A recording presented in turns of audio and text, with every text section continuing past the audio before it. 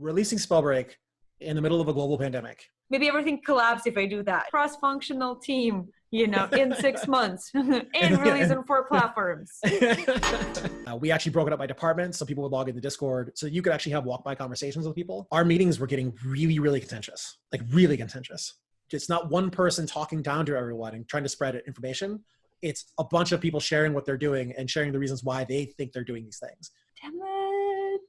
This week was so hard, but I really, feels so good to be a part of this team.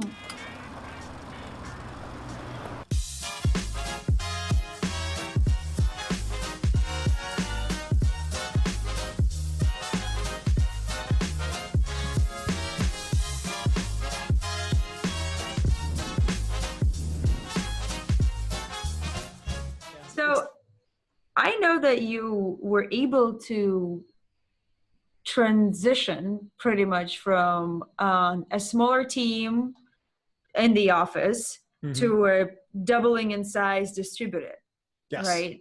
So tell me what worked, what didn't work, what did you learn? Is there a playbook? Are we expecting a book by Cardell of like how to build a distributed cross-functional team, in 6 months and release on 4 platforms?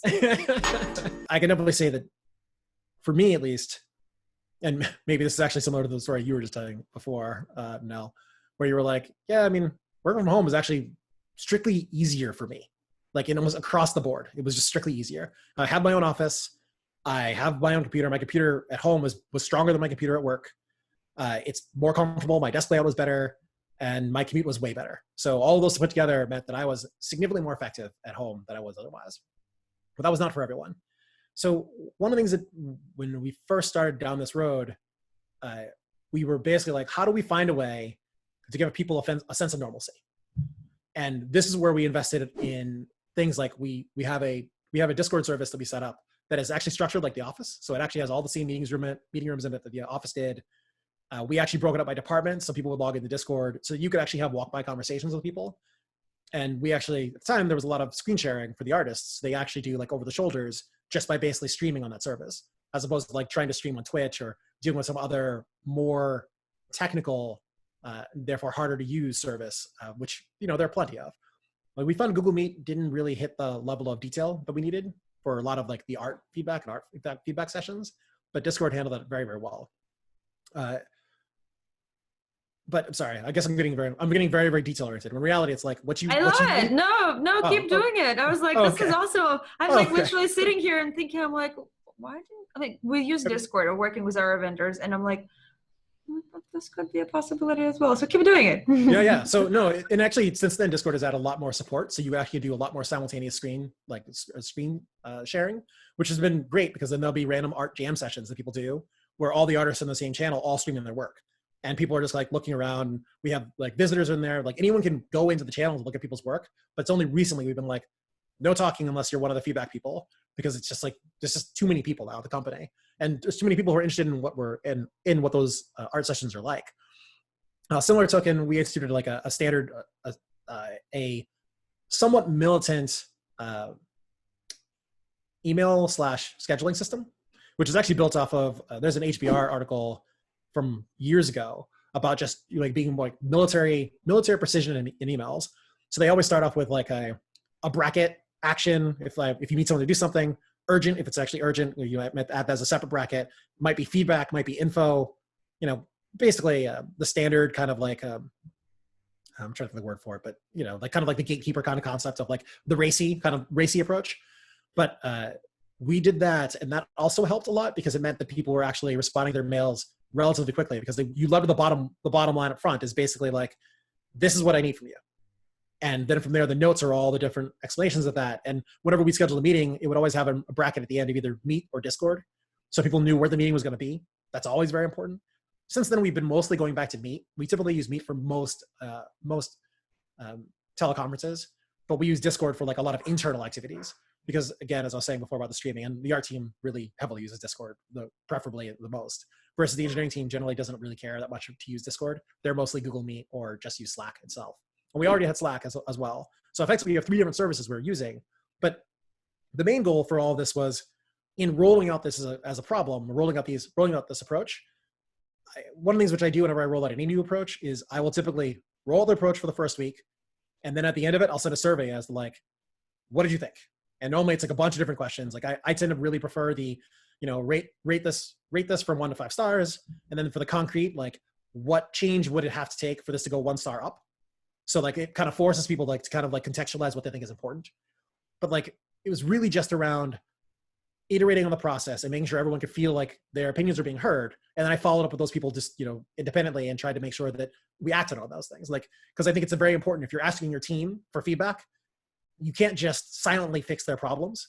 It's actually similar to like silently updating your game, because you get no credit for the changes you make that you don't tell other people you made. And it's no different for your team. Like when a person gives feedback, you're better off always telling them, even if you actually don't fix their feedback, telling them you've read their feedback and you think it was important, but you can't fix it for these reasons, is actually better than just fixing their problem and never telling them. No, I'm with you. I do the same with my art clients. In the end of actually after first or second delivery, I send a survey with 3 questions and ask people to rate it from 1 to 9, because I decided it was 10 as a thing. It's fair. 10 is a mythical number. I totally get you.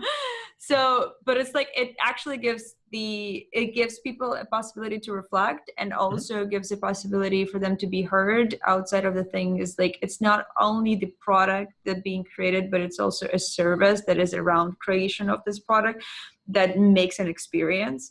So like, how would you know that people are happy unless you ask them?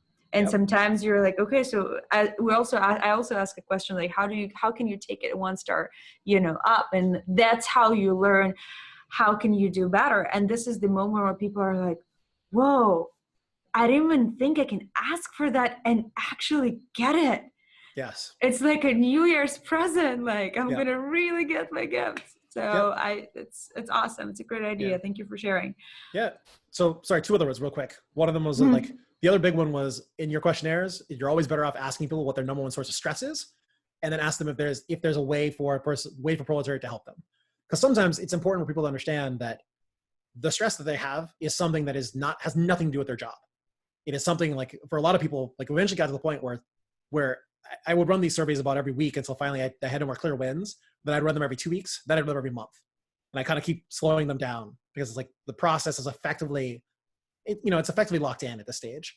But like towards the end, I was beginning to see people actually say like, I just have existential dread, and there's literally nothing. Like I look around the state of the nation, the state of the world, and I'm just depressed. And they're like, there's nothing that Proletariat can do to help here. And it's like, it's important that for people to understand that sometimes, because I do feel like you can end up in a place where people expect their job to solve problems that they themselves have to confront. And getting a person to actually write that out is very, very important for not only their growth, but also so that, you can actually contextualize any hardships that person is dealing with over the next few months. Because like, you always have to at least understand your team. Doesn't mean you have to sympathize with them. Doesn't mean you have to, it doesn't mean that you need to solve any of their problems, but I think understanding them is very, very important as a baseline. And then and the last one was one thing that I realized probably towards our race to feature complete, where I began to realize that our meetings were getting really, really contentious, like really contentious. And thinking about it more during my, during my post-work time, I began to understand, like, we don't see each other unless it's to scream at each other. Like, those are the only meetings we have now, because, everything else is done by mail. And if it can't be resolved by mail, it has to be done via teleconference. And the more conferences you're doing there, the more problems you're going to have. So we started instituting more like lead lunches, coffee breaks, kind of just things that were just like, look, you can see your coworkers and not have to be violently defending a decision you made or violently attacking a decision they made. You can actually just see them to just see them. And that's okay. And the instant that happened, that made things a lot better. Like, and I'm so glad we did that before we got into full-on cert, because by full-on cert and certification process, like stress was at an amazing record high. I actually want to, if there would be an opportunity, I would love to see one day your inspirational why talk on your production meetings. Because I'm like, I'm no joking. It's something that I'm trying to figure out how to do, is like how to make that Friday meeting inspiring enough that everybody's like, damn it, this week was so hard, but I really, feel so good to be a part of this team. Like Yeah. I write a huge message on Slack every Friday Hmm. to like say thank you to every member and acknowledge everything that they have done and like how far we've come, and like so glad we didn't die through this week. Still want to learn about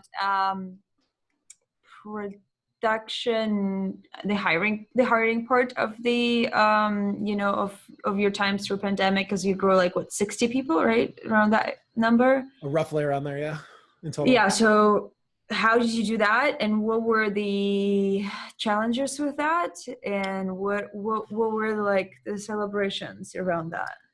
I tend to favor a define your problems before you hire. Because if you don't define your problems before you hire, what can happen is you don't necessarily hire the best person to solve your problems. You hire the person that seems to be the most appealing in the moment, or seems to have the right answers, or probably seems to be the most, I think there have been many psychological studies that have shown this, seems to be the most like you. And I actually don't think that's a good way of hiring a team. I actually think that you're almost always better off.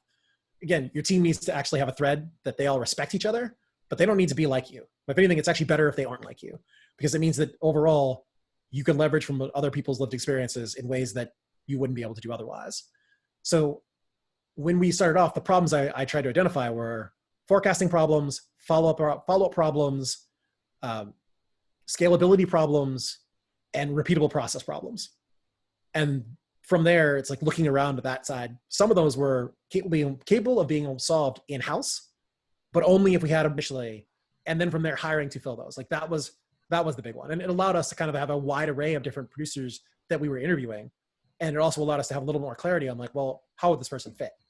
Like this person could fit. They're going to require more hand-holding, but I think they can actually handle this job more, better from a moment-to-moment version than this other person who's clearly done this job before, but speaks about everything at very, very high level. And I don't think that actually solves the problems we have right now, because we're not having high-level problems. We're having functional execution problems.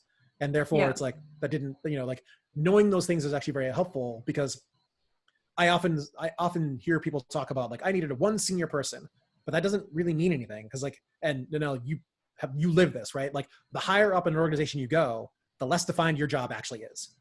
So when a person says they want a senior person for something, I'm always like, you have abstracted this to the point of uselessness, because like the senior people in different organizations do wildly different things. And therefore saying you want a senior person may mean you end up with a person who just hates it here and wants to leave, or you might end up with a perfect candidate, but like, it's going to be a random chance to see which one you get, because you're not being concise about what your problem is.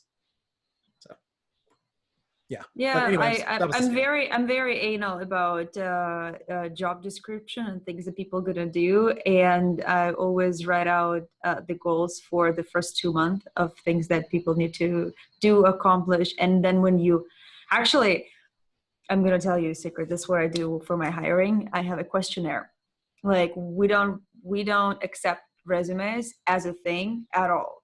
We good. have a Google questionnaire that we ask questions of the things that when the person is filling in, and like there's like things that you need to rate about your skills, there's the questions that are asked about your job, that the person can, while filling in, feel whether that's a fit for them or not. Because if it's a no, yes, maybe, yes, 9 out of 10, 3 out of 10, then Right. there is a clearly not a fit, right? Yes. So, Yeah, absolutely. and like, I don't even interview people. I just scan the stuff and I'm like, cool, these are yes, let's go, because you already asked all the questions that saved people 2 hours of them being interviewed for the job that they would hate. And you, like your HR, your recruitment, yourself, and then following up all the, it's unnecessary. 15 questions, 10 questions, questionnaire, go. How do you build your team? Like, how do you choose people that are a fit from perspective of, hard skills and soft skills? Like, what are the key things that you were looking for in people? And what do you do when you don't find certain skills, but you have shit that needs to be done? When it comes to hiring a teammate or a team member, is I need to understand that they are humble enough that they can be wrong, and I need them to understand that it is their job to clearly communicate problems they see, problems they're having. Like I don't, like, for me, it's like those are the two things that I really, really ultra care about. Everything else is, a soft skill. It's kind of what we were talking about earlier, where it's like, hey, you can speak English. It's cool. May I ask you some questions?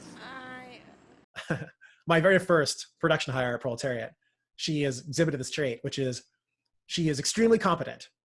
So competent, in fact, that she doesn't seem to have an edge to what she can handle.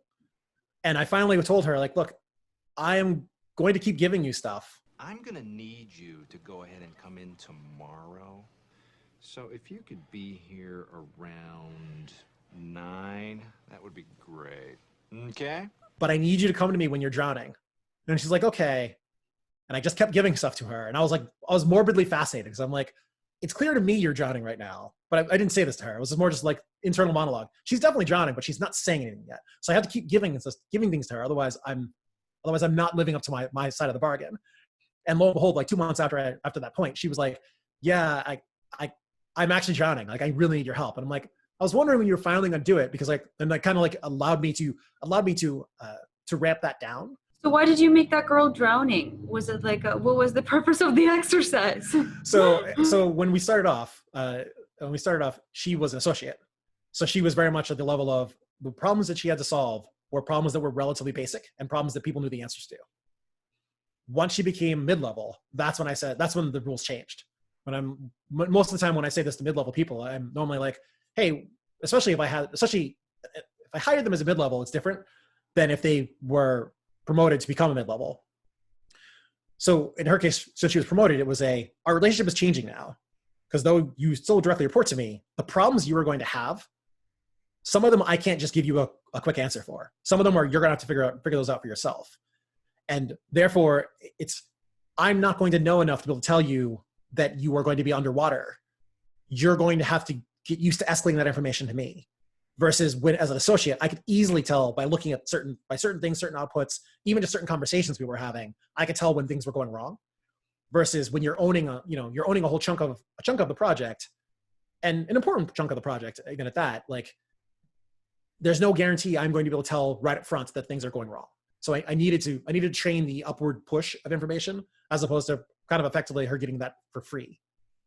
So it was kind of a bit of a lesson in that sense. So it was like, so if I can sum up, it's pretty much a training session to make sure that when certain issues are happening, they're escalated timely, so that you can manage them. But I thought you don't want to manage it. Oh no, to be fair, it's not even so I can manage them. It's like in that case, it was more along the lines of she was just stuck doing too much. I needed to find ways to offload things from her plate. And some of that is just like, again, once you start training people to be go-getters and solve problems, they will go and find problems to solve. But often, by virtue of doing that, they're not as good at prioritizing which problems can just wait. And like, do you have any way that you train specific, like Boy Scout school or Girl Scout school, that you train your producers to like work with risks and with contingencies? Like, do you have like a certain formula? Like, this is how we address risks at Proletariat. Yeah, so releasing Spellbreak in the middle of a global pandemic, that was where we changed our risk assessments and our contingencies the most.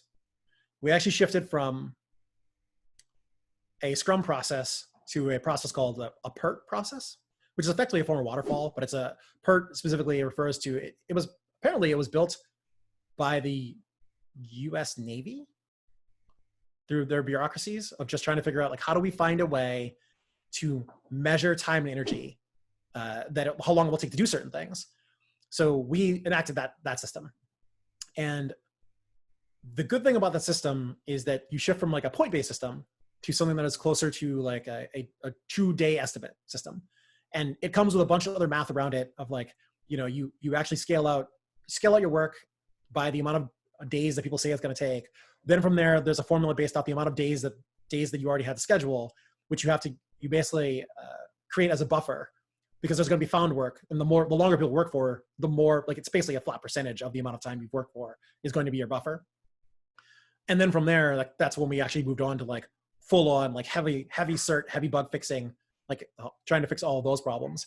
Now, contingencies for the most part for us this is something we're still focused on.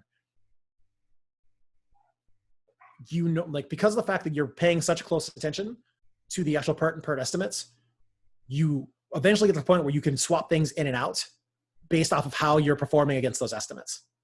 Such that you can basically, like, if you're lucky, let's say you move something from engineer A to engineer B, or designer A to designer B. Great. But there also might be a world where you've just decided, I can't actually get this thing anymore. I'm just going to kill this small piece. And that is a contingency which I have based off of the amount of time and energy we had. Like, I've marked that at the beginning, and these other ones are kind of like, I'm trying to think of the word for it. They're in our own backlog. So if you don't have time for this 5-day task you have on you, but there are these 3 one-day tasks in the backlog that I think it's worth it for us to just do. Even though you're not even conversant with those systems, it'll probably take you around 5 days, because each of them will take a little bit longer. And better to do that now than this other task, which I know you're not going to finish based off of velocity and timing. Like, what are the things that didn't work through that process, and what are the things that you feel would work, but you just haven't had a chance to introduce, or maybe a little bit afraid to introduce because everything else gonna, you're like, maybe everything collapsed if I do that, because especially when you have hard deadlines, you're like, yeah, it's like playing this game when you pull one, one thing and you're like, and literally the whole thing. Yes, please don't fall apart. So I would say there are a few things. One of them is we're not successfully counting bug totals into the size of a given release, and therefore we're effectively carrying bug debt forward, which means that each release has that much more time and energy spent, like, at least has a bigger and bigger blank check written on bugs that isn't being accounted for within their estimation process. So that's something which I just know I need to. That's relatively easy to fix, but it also just means that we need to push together as a team to basically re-audit and re-triage those bug totals, because sometimes you punt something out 2 or 3 releases just because it's not that important, and sometimes you punt something out 2 or 3 releases because you love to get it fixed now, but it absolutely does need to get fixed in 2 or 3 releases. There's no more wiggle room. It has to go out. And it's hard to tell what those are when you're talking about 4 months between them. I think another portion of a thing which we need to get just better at. One of the things that we have as a culture is understanding why. You should always understand why you're building something, and that's something that Proletariat has kind of institutionalized. Like, we do weekly updates every week to try to explain to people what we're doing and talk about why we're doing it. Really? I think every week? Yeah, every Friday. Friday. Does it get repetitive? Do you feel like, why am I doing that? Because I'm trying to do that, and every time I do it, I'm like, I kind of feel like. So I think the trick is, it doesn't get repetitive for us, but I think the reason it doesn't get that repetitive is because each team, effectively, it's like their own show and tell of the work they've been doing. Mm-hmm. So inevitably, what you're getting is you get a little bit of the recognition, which I think is important to have, especially now that we're over a 100-person company. So, like, it's important for people to actually know that, hey, this person did this work, and especially since you might not even know their names, you never actually physically met the person, maybe never even been in a Discord call with them. So that's good. But I also think that the other side that's important here is that, again, you need to farm out the labor for the update. It needs to be something that it's not one person talking down to everyone and trying to spread information. It's a bunch of people sharing what they're doing and sharing the reasons why they think they're doing these things. Like, the more you have that, and the more correct that is, the better proof you have that your message is being heard and acted on. At least if you're the one setting the tone for whatever that goal is. So what's your why? Oh, well, we already talked about my why. My why is entirely, I do things because I like interesting problems. I'm too cat-like to not have interesting problems. Otherwise I get bored and destructive. But are you calling Spellbreak an interesting problem? Is that how you're calling? I'm actually, to be fair, I'm calling Proletariat an interesting problem. Like, it's not even Spellbreak, right? Like, I actually do think. So, to be fair, and this is maybe me drafting a little bit off my design background, but I think that games in general are attempts to make interesting problems. like any game that is compelling is an interesting problem. If the game isn't compelling, it's probably not interesting, right? I mean, like, so therefore you're not going to keep playing it. My new focus lately has been on trying to figure out how we can build more cross-departmental teams, because I think that that will also solve some of these problems that we have, where we have specific departments who view themselves as a team. But I mean, to make a game, you need art, engineering, design, product, QA. You need everyone kind of working together, which means you need a cross-functional team. And I would like to try to push more and more and trying to get more and more cross-functional teams. And we have a few, for like, obviously, those can't make a game like Spellbreak without them. But I would like it to be more in everyone's consciousness of really considering, how does my work impact the other departments, and how can I be better about that? So by cross-functional teams, you mean like having a team that is owning a certain feature, and it consists of engineers, designers, artists, and they have their own pod, versus having artists as one team and designers as one team, engineering as one team. Yep. Got it. I mean, do you have that also already working, or? Yes. So yeah, we've had cross-functional pods for a good chunk of time. And I would say that they are card-carrying examples of where I would like for more of the company to be at. I think one of the things which I'm trying to push more on is trying to get more cross-functional mid-level teams. Like, imagine a world where it's like you have engineering leads, production, art leads across those pods, all collaborating to talk to each other about how they're building what they're building, what cost savings they've had, where they're spending their time and energy, what things could possibly make those things better.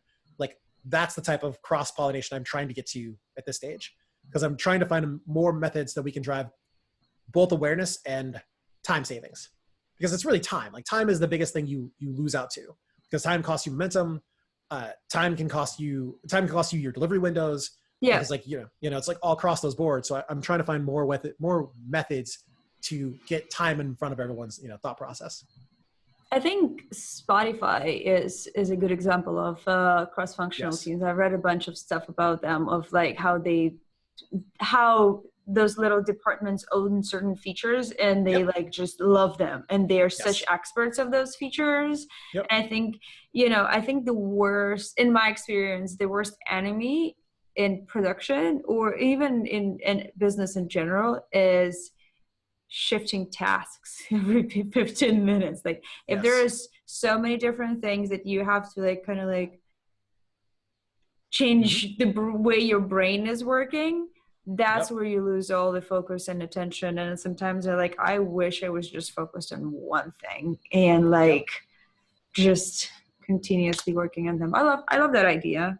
I hope you guys succeed in that. So you hire people based on the problem, right? Yep. And then, but you still hired 60 people in 6 months. Isn't it a problem of its own? Yes. So eventually, I would say around halfway through that, it became the point where I was like, well, here is the issue. We're trying to start our game, and we're now at a point where ramping these people up effectively is actually making it less likely for us to hit our cert dates. Like, that was where it really started to hit home. Like, I was fortunate in the sense that I had almost every single producer I wanted by the end of June. Like, there was an opportunity hire or left afterwards, but reasonably speaking, having people by then meant that I didn't have the problem in July where it was like, okay, hiring another engineer in July doesn't help you if you're trying to go through cert at the end of July, because they have to learn the code base. They have to learn, there's a bunch of things they need to learn, and someone needs to help them. And that person who's helping them probably could also just be fixing bugs and they'll get you through cert. So that was definitely a challenge. And I would say that what ended up happening was we basically ended up flexing our orientation tasks. So one of the things we do as well, which I cribbed from our old engineering lead back in Lord of the Rings, he was really good about breaking out ramp up documents. And what happened is, we have a detailed schedule for the first month of you being there, and what's expected of you for each of those weeks. And then from there, we do a 30, a 60, and 90 review. And those 30 or 60, 90s, they don't work out well for everyone. Some people don't make it on the 30, 60, 90. But I mean, you kind of owe it to them, and you owe it to your team to make sure that you take them, take these very seriously. Yeah. Now, you try to make sure that those are all ramp up tasks that are actually viable for them to do. And at that point in time, that was more of the struggle we had. Because again, as I was saying, people who started in July, their 30, 60, 90 was always going to be more stressful because they're not going to get the support they needed for the 30 or nowhere near as much as they would need for the 30. So what typically that meant is their leads spent a lot more time with them, just basically trying to help them, trying to give them context. In some cases, trying to give them advice, and trying to carve out tasks that were a little bit more customized for them in order for them, in order for them to actually be able to succeed in some ways.